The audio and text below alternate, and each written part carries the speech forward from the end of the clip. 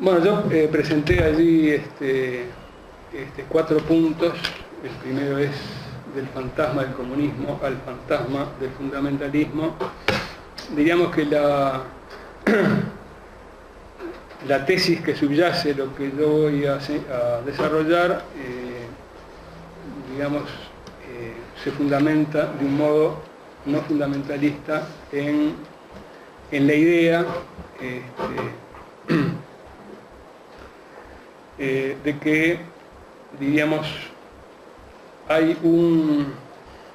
fundamentalismo, digamos, no confeso,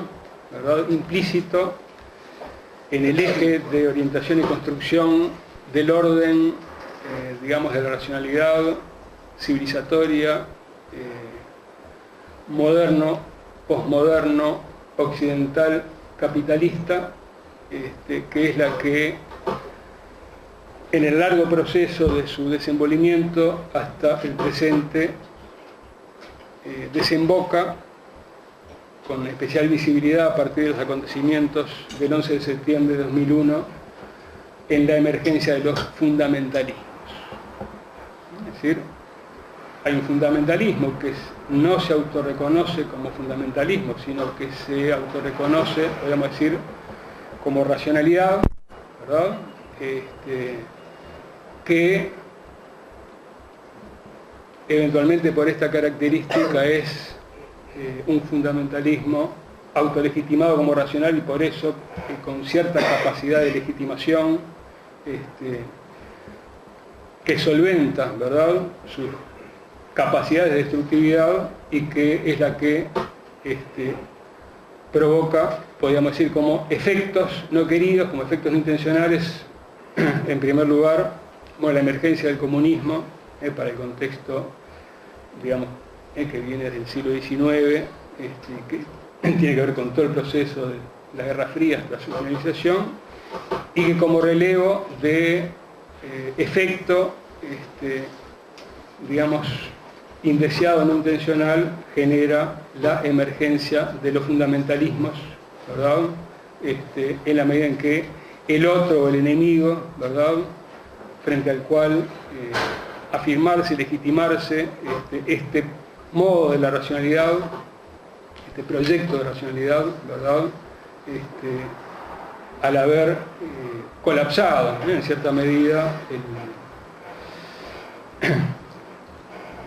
la amenaza del comunismo, entonces aparece en el escenario esta otra amenaza.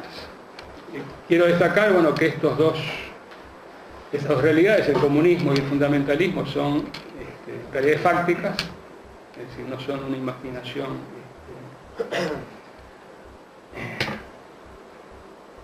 producto de alguna fiebre o algo por el estilo, sino que son realidades efectivamente vigentes. En particular, hoy por hoy, el fundamentalismo al cual se le asocia a veces, digamos, con demasiado mecanicismo, el terrorismo, ¿verdad?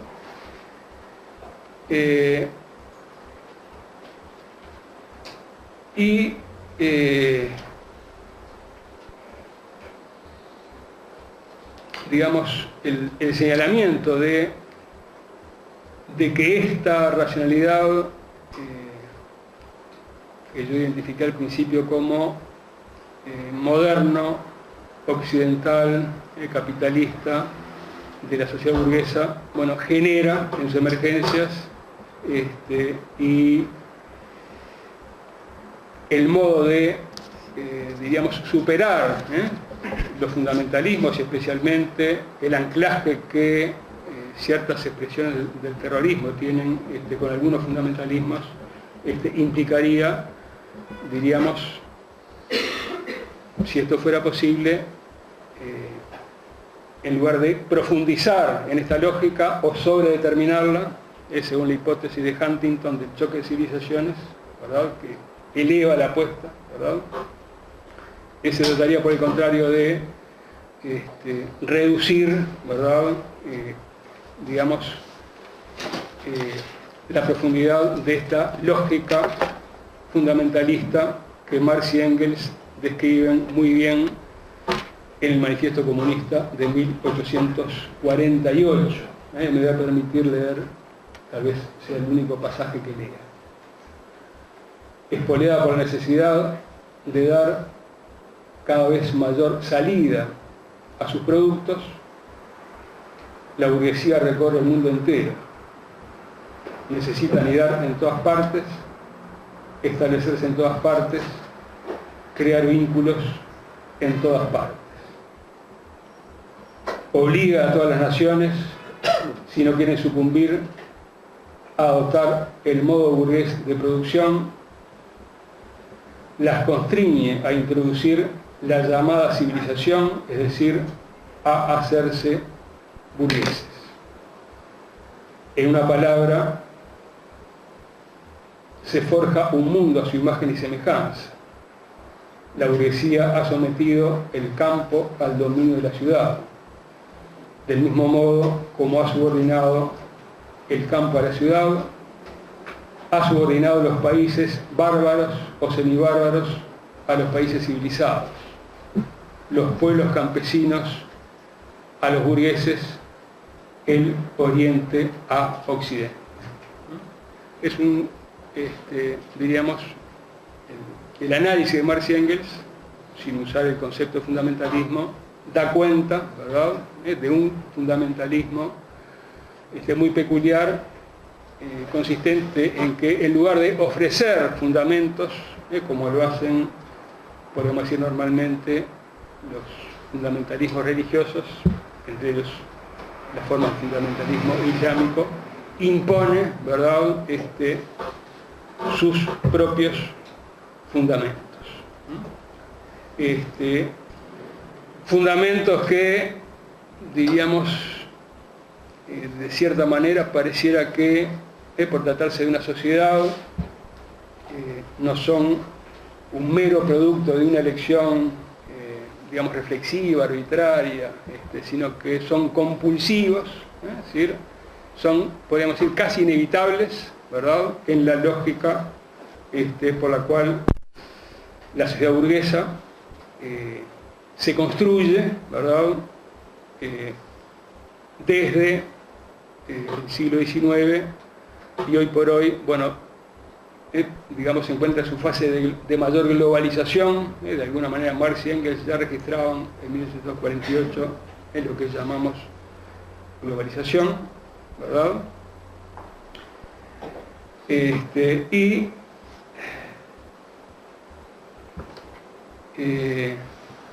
Esto se ve sobredeterminado por la construcción, ahora sí, digamos, no como efecto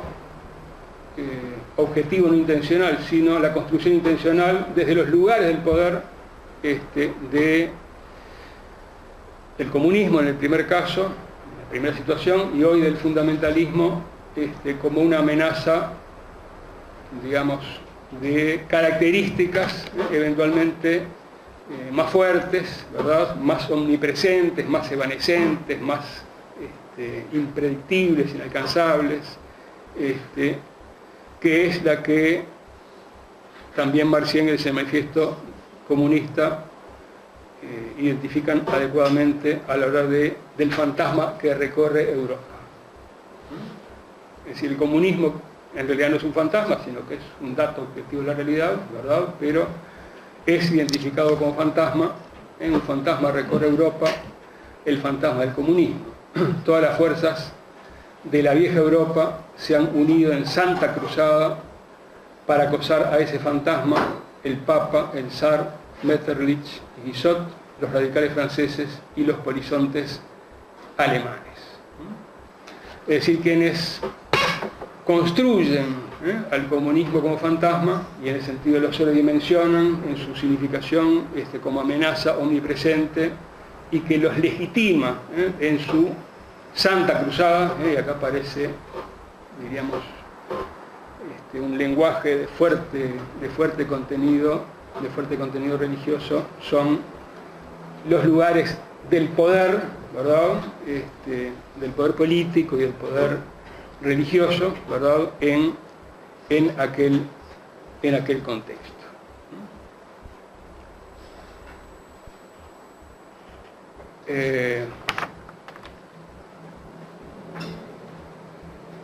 Bueno, esa creo que es la primera gran idea. Bueno, no sé si es una gran idea, pero es la primera idea, la pequeña idea, ¿verdad? La idea fuerza, digamos, o alguna de las ideas fuerzas que están en la base de este trayecto que pretendo recorrer en estos, no sé si 20 o 30 minutos de que dispongo. Bueno, ¿qué pasa con este comunismo como realidad fáctica y este fantasma del comunismo que sobredetermina al primero, bueno, digamos, genera o en torno a él se articula en el curso del siglo XX un propio espacio, que es el campo socialista, entonces se convierte, podemos decir, en pensamiento hegemónico, práctica hegemónica, ¿verdad? Estructura política hegemónica al interior de un orden del campo socialista, pero también tiene presencia, como verán las dictaduras de seguridad nacional, después como enemigo interno en el llamado mundo libre. O sea que el comunismo es una amenaza en los dos mundos, en los que se divide el mundo de la Guerra Fría, ¿verdad? El campo socialista y el llamado mundo libre. Y de esta manera, podemos decir, el curso de la modernidad se articula hasta la implosión de la Unión Soviética, por lo menos, en, podemos decir, la competencia entre dos relatos emancipatorios, ¿verdad? Uno es el relato emancipatorio frente a la sociedad burguesa, frente al capitalismo, ¿verdad? Frente a las fuerzas que, al modo de las que describían Marx y Engels en el Manifiesto Comunista, representan los espacios del poder en el occidente burgués, ahora en el siglo XX. Y por otro lado, el relato emancipatorio de esos lugares del poder frente a la amenaza del comunismo. Es decir, una emancipación respecto de la sociedad, podríamos decir, efectivamente existente o dominante en el llamado mundo libre, y un relato emancipatorio desde los lugares del poder en ese mundo libre frente, ¿verdad?, a este relato emancipatorio que registra en el comunismo un referente, digamos, muy singular, muy emblemático.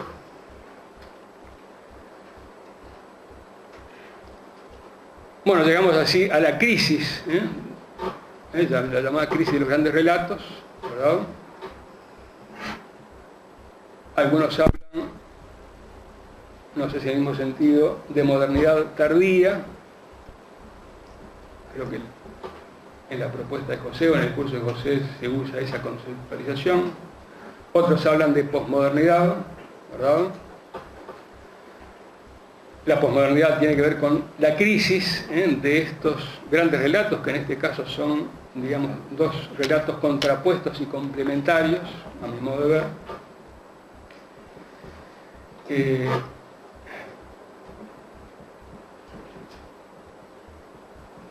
Y en el contexto de esa crisis es que, diríamos, en ausencia del comunismo como fantasma, ¿verdad?, del comunismo como amenaza, es que en el curso del tiempo y con el epicentro de fuerte visibilidad en los acontecimientos del 11 de septiembre de 2001, bueno, el fundamentalismo, y especialmente el fundamentalismo trasladado o asociado al islamismo, ¿verdad?, va a aparecer como, podemos decir, la amenaza de relevo, ¿verdad?, que viene a volver a legitimar la agresividad, ¿verdad?, de aquella racionalidad, aquel llevar la ciudad al campo, ¿verdad? La civilización a la barbarie, etcétera, etcétera, a que Marx y Engels hacían referencia en el Manifiesto Comunista. Un segundo punto que quería tratar o señalar es, bueno, hay un fundamentalismo como concepto, ¿verdad? Bueno, que remite justamente a, diríamos, afirmación de fundamentos fuertes, especialmente cuando el fundamentalismo es radical, y se presenta, diríamos, como antagónico con las formas argumentativas, abiertas, digamos, de intercambio racional propias, podríamos decir, de la modernidad en su sentido, por lo menos en su sentido explícito. Yo diría que la modernidad tiene un sentido explícito, emancipatorio, universalista, abierto, pero tiene un sentido implícito que eventualmente es, o podría ser la verdad de la modernidad, que es la que se devela en la posmodernidad, que no es tal vez sino, digamos, la emergencia de los elementos justamente de los espacios, digamos, y características nihilistas, anti-universalistas y anti-emancipatorias de la propia modernidad. Que eventualmente, diríamos, la ha acompañado en todo su trayecto, ¿verdad? Pero que, digamos, se hace visible cuando se produce, podríamos decir, la victoria pírrica de la modernidad capitalista, ¿verdad? Porque, digamos, al quedarse sin enemigo, ¿verdad? Quedan en condiciones, situación de, digamos, único responsable, por lo que pueda acaecer en la faz del globo, ¿verdad? No tiene alguien a quien culpabilizar y fundamentalmente no tiene, digamos, contra quien generar hipótesis de combate, hipótesis de conflicto, ¿verdad? Hipótesis de relación de amigo-enemigo, como, digamos, elementos para justificación de su propia agresividad. Fundamentalismos. Bueno, hay fundamentalismos religiosos, ¿verdad? Pero hay también fundamentalismos en el pensamiento filosófico. Un caso que me parece, y permítaseme señalarlo, característico y significativo, porque de alguna manera está en la raíz de la profundización de este fundamentalismo de la modernidad capitalista occidental, la profundización del neoliberalismo, podría representarse en el pensamiento de Karl Popper, en una doble dirección, ¿verdad? Fundamentalismo en el campo del conocimiento, en el cual sin ofrecer, a diferencia de aquellas posiciones con las cuales discute, digamos, algún referente sustantivo para, digamos, la identificación de alguna verdad o algunas verdades científicas, impone el criterio de la falsabilidad como aquel frente al cual tienen que rendir examen todas las orientaciones del pensamiento que tengan pretensión de ser teoría científicamente válida, ¿verdad? Y, digamos, concomitantemente en el plano digamos, de la vida político-social, especialmente a través de una obra que no por casualidad fue de referencia en las dictaduras de seguridad del Cono Sur, la sociedad abierta a sus enemigos, ¿verdad? Del mismo modo, bueno, quien no sustente los valores de la sociedad abierta, es decir, los valores liberales, que son en definitiva, en su núcleo último, los de la propiedad privada y el cumplimiento de los contratos se constituyen un enemigo, ¿verdad?, de la sociedad abierta y por lo tanto de la democracia. Si la democracia queda, digamos, radicalmente asociada con la matriz liberal, ¿verdad?, y por lo tanto es, como lo dice el propio título del libro, un enemigo, ¿verdad?, de la sociedad abierta, y como enemigo debe ser combatido. Y en ese sentido hay Popper hace suya una fórmula de Saint-Just que en su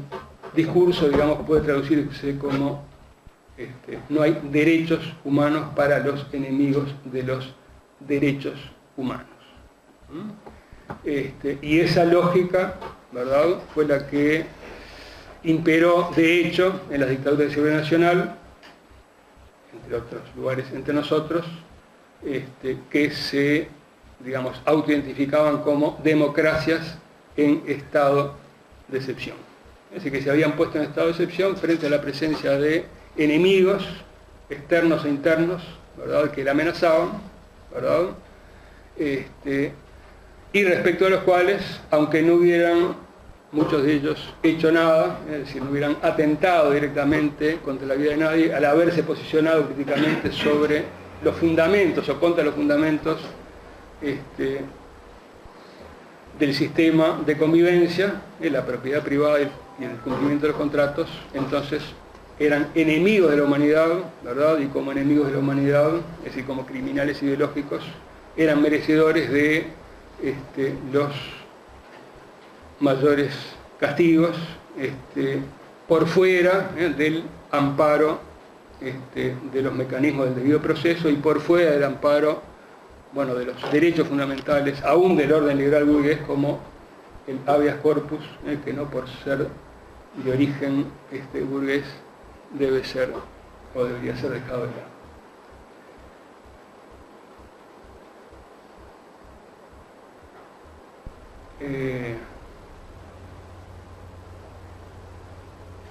Señalaba Popper en particular, bueno, porque él integra la sociedad de Montpellerin, que da fundamento ideológico a la implementación del orden neoliberal, ¿verdad?, que más allá de críticas en lo teórico, yo diría que es omnipresente a nivel global en el mundo contemporáneo, y lo digo así a riesgo de errarle feo, pero creo que es omnipresente, es decir, como lógica general de funcionamiento, ¿verdad? Y acá paso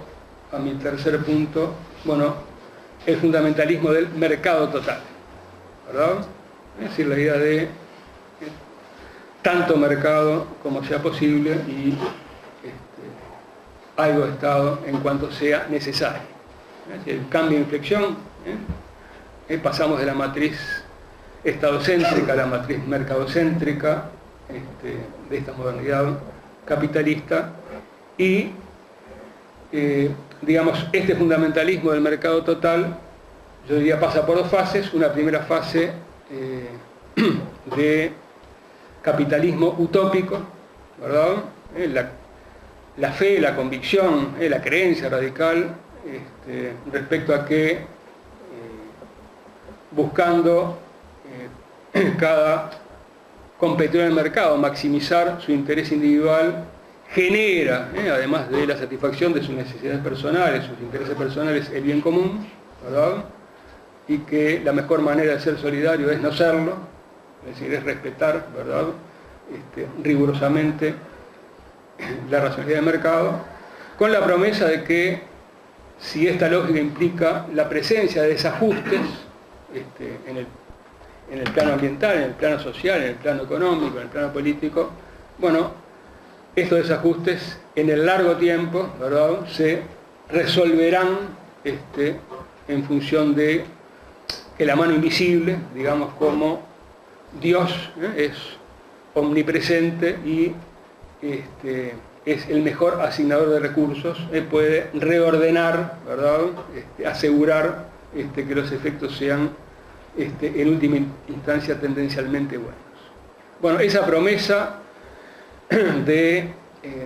digamos, resolver los problemas que la implementación de esta racionalidad fuerte del mercado ha generado no se cumple con creciente evidencia desde fines del siglo XX, inicios del siglo presente, lleva en el contexto, bueno, en particular digamos, de una ofensiva neoliberal y conservadora, que tiene, por ejemplo, a Margaret Thatcher, como una de sus figuras más visibles, a la inflexión desde el capitalismo utópico a lo que podríamos llamar una fase de capitalismo cínico, nihilista, ¿verdad? Bueno, el mercado eventualmente no podrá producir un mundo en el cual se concilien la satisfacción de los intereses de todos y cada uno con el interés común, ¿verdad? Sino que por el contrario,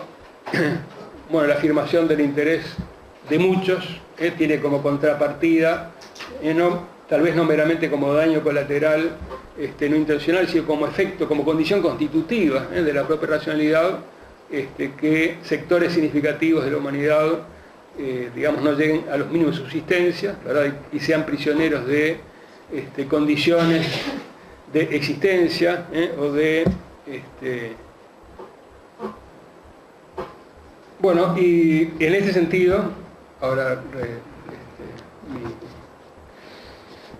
mi sinapsis vuelve a hacerse en ese sentido, bueno, la tesis de Thatcher es no hay alternativa, ¿verdad? Independientemente de que el orden de la racionalidad capitalista, bueno, genere efectos negativos, y esto no es todo lo bueno que uno hubiera querido que fuera, de todas maneras no hay ninguna otra posibilidad más allá de esto. Y bueno, y digamos, asociado a esto en el plano filosófico teórico, en el plano teórico aparecen las posiciones de Huntington, a que hicimos referencia, y un poco antes lo de Fukuyama con el fin de la historia, y lo de Huntington con el choque de civilizaciones, a lo cual podría ser alguna referencia mayor, pero me voy a quedar